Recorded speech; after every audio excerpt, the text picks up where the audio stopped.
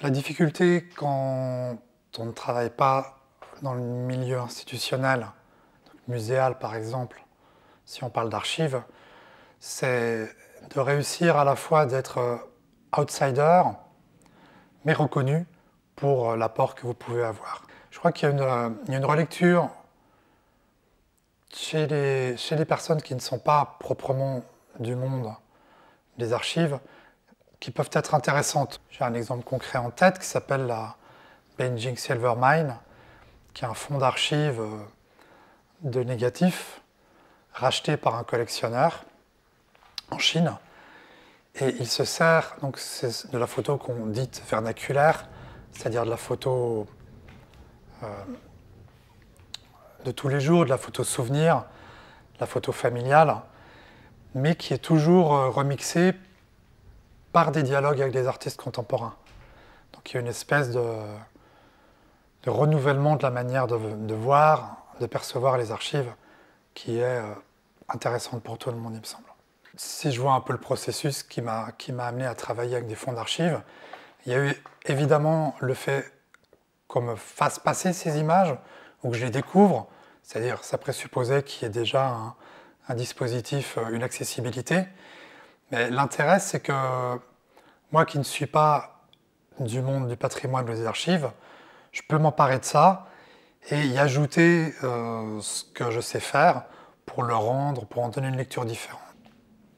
Je crois qu'il y a quelque chose dans ces démarches de très gratifiant.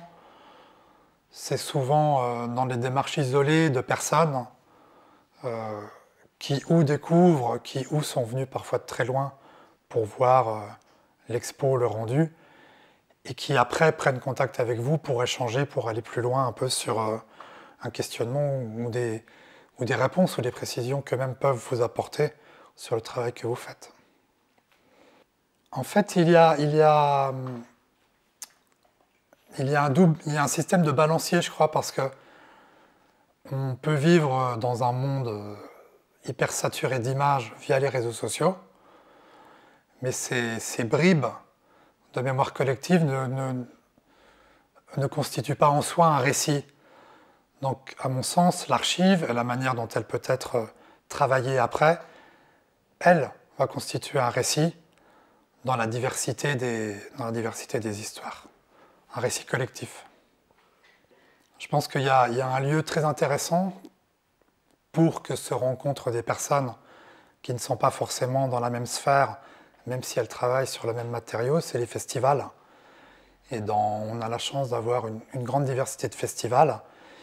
Et on a toujours dans ces festivals des fonds d'archives ou vraiment des dialogues assumés entre l'archive et la pratique contemporaine, artistique contemporaine. Donc, par exemple, évidemment, tout le monde connaît Arles, mais Arles, c'est l'exemple par excellence d'un festival qui à la fois qui va très loin qui va loin dans la prospection et qui aussi a toujours à cœur de montrer des fonds d'archives qui sont souvent des choses que ne connaît pas le grand public, même s'il est à disponibilité depuis longtemps.